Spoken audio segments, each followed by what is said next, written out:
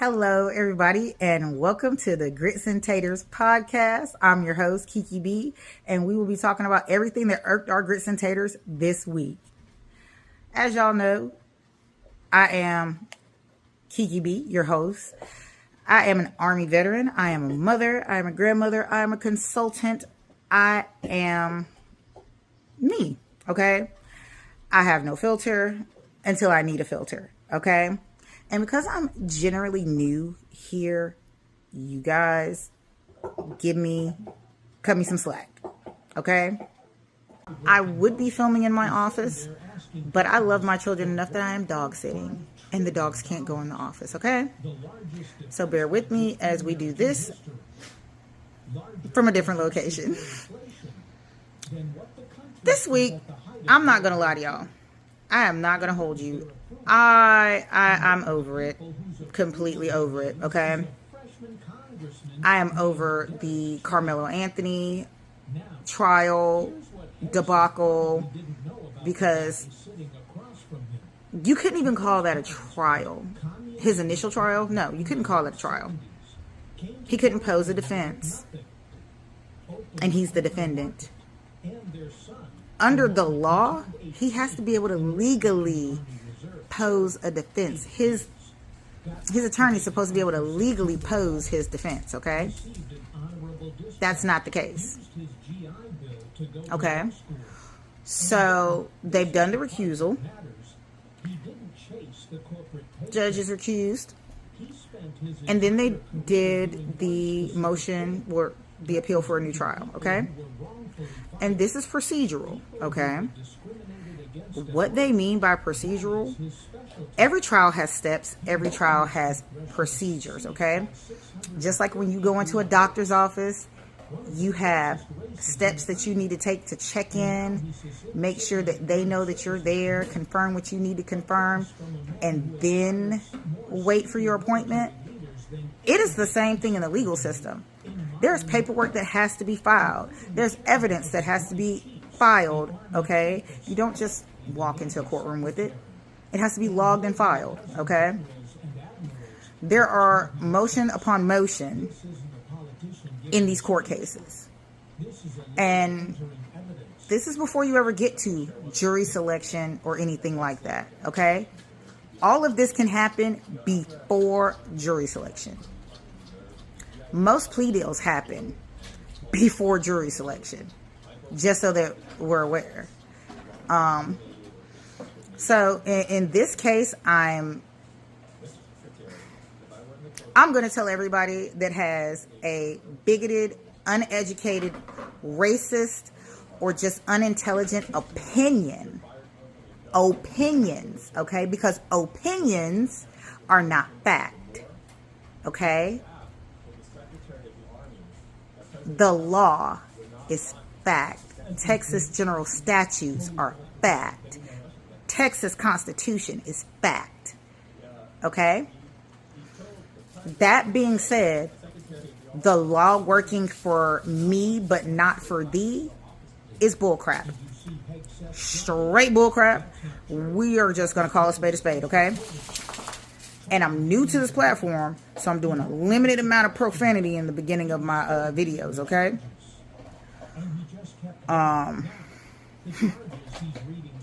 So, story time. Again, I tell everybody, I'm an Army veteran, okay? My file speaks for itself. And there are things that you won't find in there. That being said, I have a specific threshold that has to be met before it's considered self-defense for me in the state of Texas. Okay?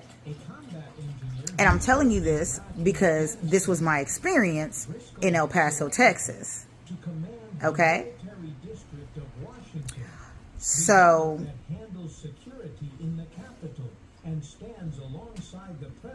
someone attacks your person, right? You didn't invite them to attack you or anything like that. They just hit you from behind. Okay? Couldn't count that as contact because I could not verify the attacker. I had to wait to be hit or struck 2 more times before I could defend myself because of the force that they were using. However, because I have an underlying health condition, I could have defended myself after the first strike. Okay?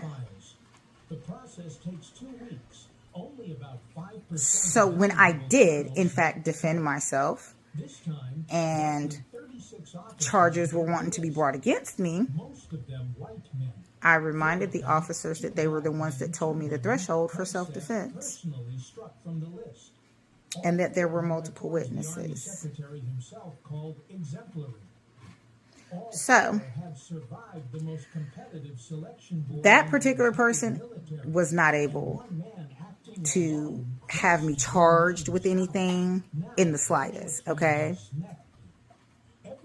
They took out a complaint, but that's about it. And the complaint just documented what happened.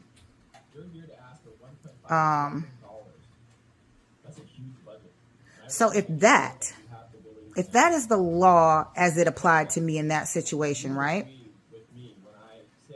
And this is the state of Texas. El Paso is the state of Texas. El Paso County is the state of Texas, okay? Then I would believe that it applied across the board in the state of Texas, considering it's a Texas general statute that gave me the right to self-defense in the first place, right? So the ignorance behind everyone saying, oh, he's a murderer, this, that, and the third, that young man had the right to defend his person. And that young man had the right to a fair trial. Okay? The most guaranteed basic facts of being an American, of being on United States of America soil. You are entitled to due process. Period. Entitled to due process. And the Constitution applies to you, whether you are a citizen or not. Our United States Constitution governs us as a whole. This soil as a whole. Okay? So, I need to know. I need to know what point, what progress is everyone making out here with their hate campaigns? Have you made a dent in this young man's case? Have you made a dent in any current legislation that governs any of this stuff? No, you haven't. What people have done, and I've seen a lot of this, what people have done is started attacking folks online and in their communities and in their neighborhoods for opinions. Opinions, everybody. When opinions become fact and opinions become more important than facts, they become a problem, okay? And we've seen a lot in the past, I'm going to give you 2.5 years, where there has been operating off of feelings instead of facts, okay? I'm going to give you some unknown facts, okay? Fact 1. Did you know that one of President Obama's first acts was to shut down gain-of-function research in the United States of America? Do you want to know one of the first samples that was removed from Chapel Hill, North Carolina in 2008 in anticipation of this very move? It would be your COVID virus. It would be COVID-19 before it ever hit Wuhan. The United States of America does not like to take responsibility for the crap that we did, okay? They just don't like to do it. They don't want to take responsibility for slavery. They don't want to take responsibility for the mass genocide of indigenous peoples and running them from their native lands and making them migrate all over, making them adopt tongues and languages that are not theirs, and criminalizing. And when I say criminalizing, I mean they were given the ultimate punishments for speaking in their native tongues, worshiping their gods, paying tribute to their ancestors. So, we have a lot as a country that we could be focused on, that we could be improving, but instead we're hating each other and fighting each other over someone else's self-defense trial.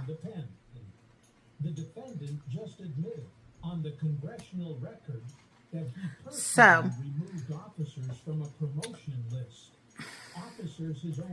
what do y'all hope to get out of this? What do y'all hope to gain out of this, the hate and the bigotry and the vitriol that you spew?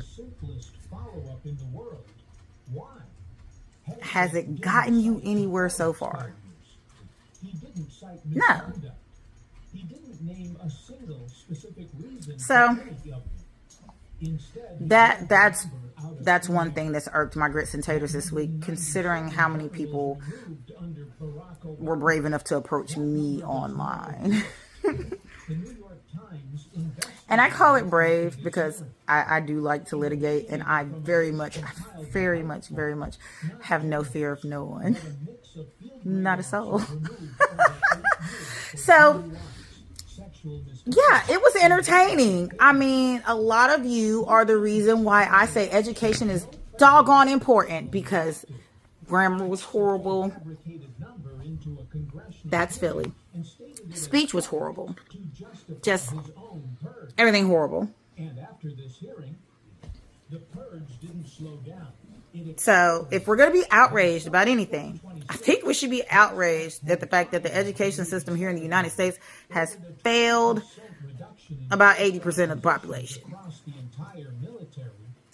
It has lied to 100% of the population and gives us an education that other countries laugh at. Mind you, yes, they'll come here for university studies and things like that, but they do not think that our K through 12 schools are superior in any way. Okay? And I would not blame them in the slightest. So, I've met kids from all over the world.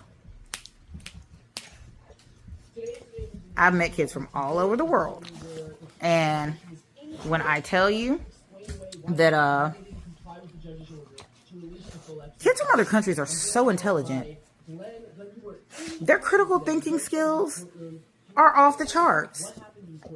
I had a child solve literally 10th grade math. Okay? Which most of you, I hope you were taking calculus or pre-calculus by the time you were in 10th grade, but I'm pretty sure most of us were at geometry again and algebra, right? Now we have foundations. Foundations 1, math 1, and all of that, right? This was a 7-year-old child from another country. Now, I'm not going to tell this child's information. I'll give you an origin country, though. Can you guess? What do you think? Do you think it's in Asia, Europe, Australia, South America, Africa, where do you think this child's from? So, for example, we know that DOJ made a whole bunch of really strange redactions. This child is from West Africa. Before releasing some of them, it didn't seem like they were necessarily victims' names that were. And she inspires me. me. The judge said, I don't care what you tell me. So that being said, I want y'all to understand that age has no bearing on what you can and can't learn, okay? Because if a 7-year-old can do pre-calculus, I'm pretty sure that the rest of us could be challenged more, okay? And by challenge, I mean for us to learn in ways that are conducive to everyone across the board, okay? If you're like me, I didn't get my spectrum diagnosis until I was 35, okay? But I have children who are on the spectrum. So navigating the differences in how they learn, very interesting indeed. My kids' brains process faster than most people's, okay? So finding interesting ways to slow it down in a classroom setting that everybody is learning at the same pace. It wasn't hard. It wasn't impossible. It took a 30-minute conversation with everyone involved in my child's education and an agreement with everyone involved in my child's education. Okay? This is why 504 plans, IEPs, and the special education department of the education department has just always been crucial.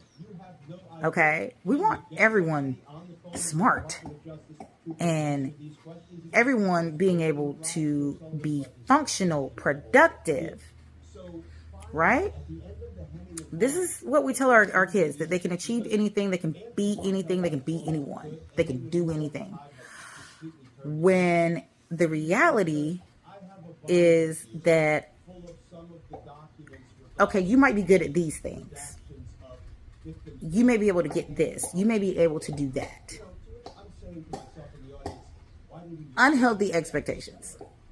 Unhealthy expectations. So, in this model that I'm trying to represent, right? Fuck it. The most bullshit part of having to deal with the special education system in the first place is having your federal government or your state limit the services and limit what can and cannot be done for your child, okay? The worst part about the education system is they don't let the teachers run their classrooms. They don't let the teachers teach. They have put a computer in front of these kids and expected everybody to learn off computers. I'm sorry. Functionally, systematically, everybody, and I mean spectrum or otherwise, grasps a handheld book better than a computer. Okay? That's just facts. Since the introduction of computers into everything, the focus on how to make sure that everyone is learning and getting the same education has taken a drastically different turn. Okay? They're trying to get our neurodivergent children and our kids that are on the spectrum out of regular class, like they aren't regular parts of society. So, how do we, as a whole, fix that shit?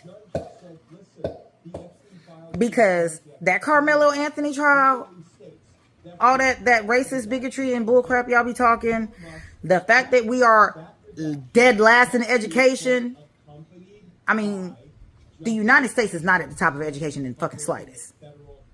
At fucking all. Go Google that shit. So the fact that we got all these problems and we're focused on the wrong shit, when are we going to focus on the right shit? When are we going to focus on the fact that, hey, our kids can't read. They can't do basic math. They don't know basic science or social studies. If you're, and I'm going to say this, because by the fifth grade, your child should be able to tell you every state in the United States, every continent in the globe, okay? And every ocean and sea. This is basic. They should be able to tell you, give you basic stuff, like the states and all their capitals, who our neighbors are to the north and south of us, since North America is comprised of more than just the United States of America.